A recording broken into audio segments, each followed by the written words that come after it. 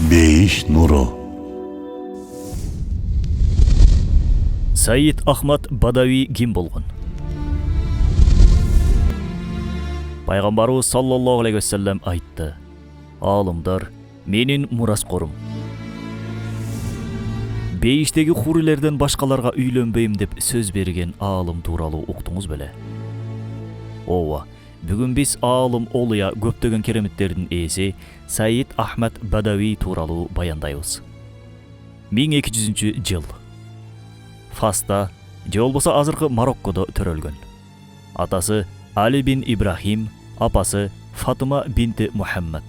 Ахмад Бадави Хасан жана Хусайн разияллаху анхулардын урпагы болуп саналат. Анын ата-бабалары 692-жылы Арабистандагы башаламандыктардан улам Мароккого көчүп кетишкен. Ал ислам ааламынын улуу аалым олуяларынан болуп саналат. Узак убакыт бою тамак жебей жашап жүрө берген олуя. Баатыр, коркпос, тайманбас бир зат эле. Толук аты Абул Фитиян Ахмад бин Ибрахим аль-Фаси аль-Бадави.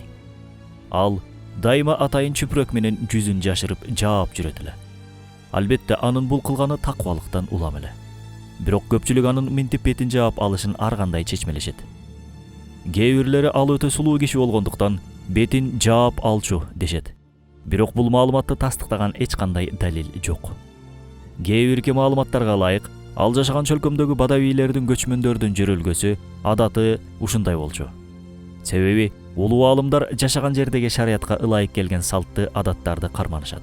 Бул жөнөкөйлүк жана сыпайылык болуп саналат. Азыркы күндө да кээ бирки тарикат шейхтери жаман нерселерди карап албайын деп, же болбосо чоочун аялдар жүзүмдү карап ою бузулбасын деген максатта чүпүрөк менен бетин жаап жүрүшөт. Айрыкча айланадагы материалдык мал-мүлктү көрүп, анын кооздугуна азгырылып кетпейин деп ушул ыкманы колдонушат. Бадави Актабы Арбаанын, тагыраак айтканда 4 кутуп олуянын бирөөсү. Кутуп олуя деген эмне дешиңиз мүмкүн? Кутуп бул тегирмендин ташынын огу. Тасаввуф жолунун, тагыраак айтканда Аллахты көп зикир кылган жамааттын руханий ааламынын жоопкерлерине кутуп деген ысым беришет. Октун айланасында тегирмен ташы айлангандай эле, тарикатчылардын рухий ааламы кутуптардын айланасында айлангандыгы үчүн олуялардын башчысына кутуп делинет. Тагыраак айтканда эң улуу олуя. Олуялардын олуясы, башчысы. Бул 4 улуу олуя Абдул-Кадир Гейлани, Саид Ахмад Руфаи, Саид Ахмад Бадави, Ибрахим Десуки. Ахмад Бадави кичинекей кезинде, тагыраак айтканда 1206-жылы үй бүлөсү менен ажылык сапарына аттанат. 1210-жылы Меккеге жетип келет. Бул ыйык чөлкөмдө атасы кайтыш болот.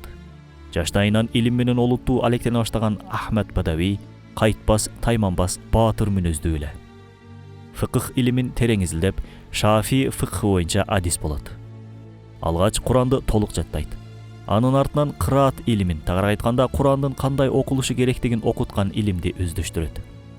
Натыйжада кырааты саба, башкача айтканда Куран окуунун 7 түрлүү эрежесин үйрөнөт. 1230-жыл. Инсандардан узак жалгыз жашоо образына кирет. Атүгүл дүйнөлүк иштерге тиешелүү сөздөрдү сүйлөбөстөн ишарат менен түшүндүрө баштайт оюн. Ушул мезгилдери таң калыштуу түш көрөт. Түшүндө ага тур, күндүн чыгышын изде, анан батышын. Чыгышын тапканыңдан кийин батышын изде, батышын тапканыңдан кийин чыгышын изде делинет. Түштү 3 жолу кайра-кайра көрөт. Катардагы бир түш эмес экендигин түшүнгөн соң, бир тууганы менен Иракка барат. Ал жерде 4 улуу олуялардан болгон Абдул-Кадир Гейланинин жана Ахмад Рифаинин кабырларын зыярат кылат. Андан кийин Мансур Халлачтын, Ади бин Мусафир, Сырые Секати, Жунайды Багдади, Маруфи Кархи аттуу улуу олуялардын кабырларын зыярат кылат. Зыяраттын жыйынтыгында анын жан дүйнөсүндө төңкөрүш болуп, жаңы багыттар ачыла баштайт. Кайра Меккеге келди. Бул жерде да напсиси менен олуттуу күрөш жүргүздү. Күндүзү орозо кармап, түндөсү болсо таң атканча ибадат дуа менен шугулданып жатты. 1236-жыл. Түшүндө Мысырдын Танта шаарына баруусу керектиги билдирилет. Ойлонбостон жолго чыгат. Мысырга жакындап алган кезде мысырлык олуя Хасан Ахнаи: "Мындан ары мен бул аймакта кала албайм. Себеби бул жердин чыныгы руханий ээси келе жатат деп Мысырдан чыгып кетет. Ахмед Бадави Каирге келген кезде ошол доордун атактуу султандарынан болгон Султан Бейбарс аны аскерлери менен расмий түрдө тосуп алып, сый-урмат көрсөтүп зияпат берет. Кийин Султан Бейбарс улуу башын кичүү кылып, Бадавиге шакирт болот. Танта шаарында Ибн Шухайттын үйүнө жайгашкандан кийин дароо үйдүн үстүнө чыгат. Ал жерде түнү күнү түшпөстөн жүрө берет. Асманды тиктеген бойдон ошол жерде тура берчү болду. Бул абал бир нече ай бою кайталанган соң көздөрү кызарып кетет.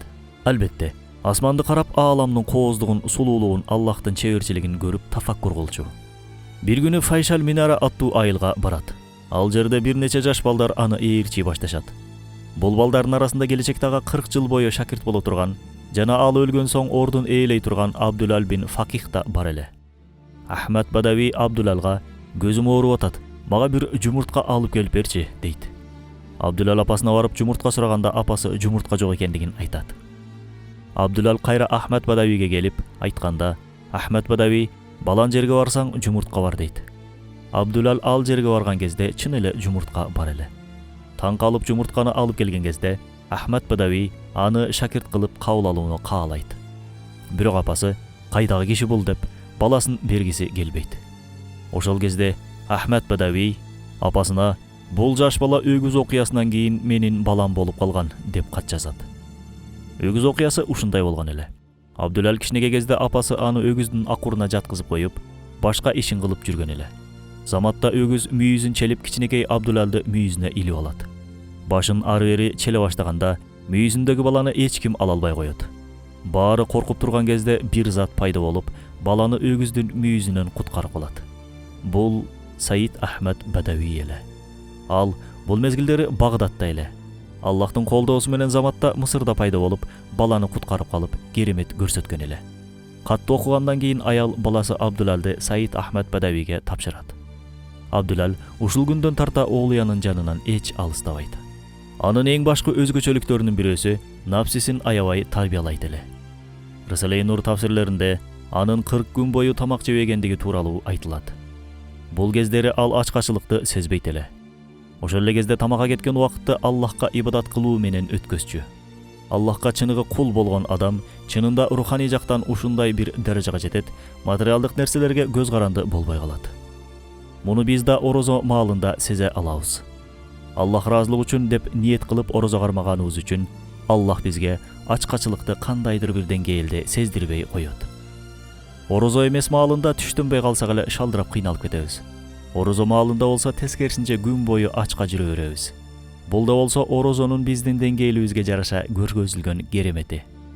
Экинчиден ачкачылык биздин ашказаныбызда эмес, мээбизде, аң сезимибизде.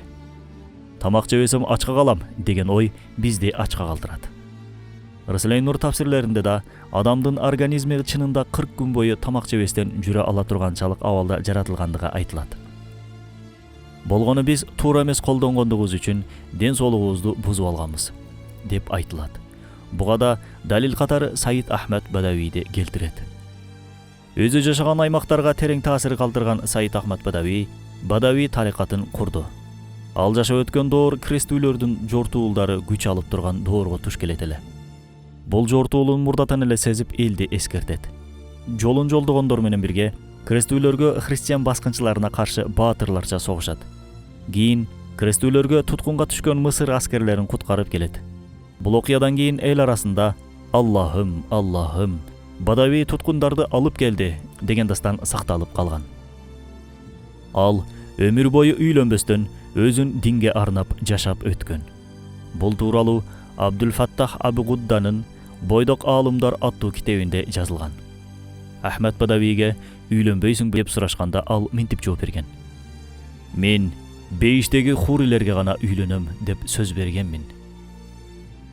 Анын кээ бирки китептери Аврат, Салават, Васая, шакирти Абдуллага айтылган сөздөрүнөн турган китеп Аллахка болгон сүйүү, түнкү ибадаттар, зикир, ахлак, тафаккур, сабыр кылуу жана башка ушул сыяктуу темаларды камтыган. 24 август 1276 жылы Танта шаарында каза болот. Кабыры учурда Танта шаарында. Бул жерге жыл сайын миллиондогон зыяратчылар келип турушат. Пайгамбарыбыз саллаллаху алейхи вассалам айтты: Үммөтүмдүн кээ бирки аалымдары Исраил уулдарынын пайгамбарлары сыяктуу.